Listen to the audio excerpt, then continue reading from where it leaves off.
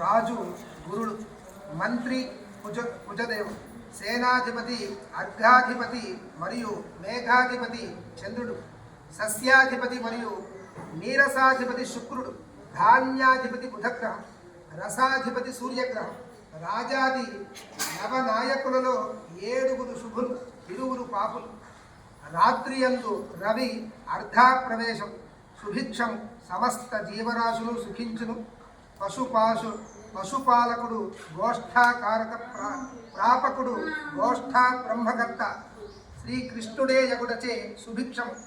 సస్యవృద్ధి, పాడి పంటల సమృద్ధి, ప్రజలకు సుభిక్ష, క్షేమ ఆయురారోగ్యములు కలుగును. మొత్తము 4 తూములు వర్షములో సముద్రముందు, 7 భాగములు పర్వతములందు, 9 భాగములు భూమి యందు, 4 భాగములు వర్షం కురియు.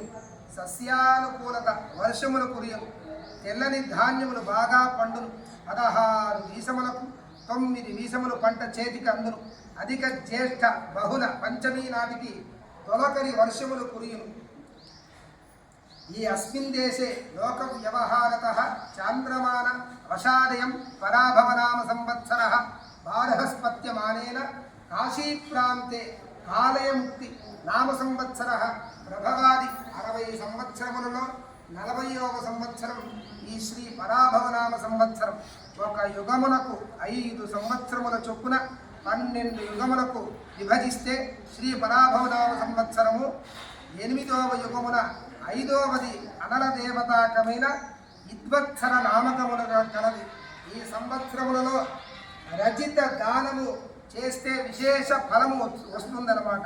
శ్రీ పరాభవనామ సంవత్సరములకు కేతువు అధిపతి.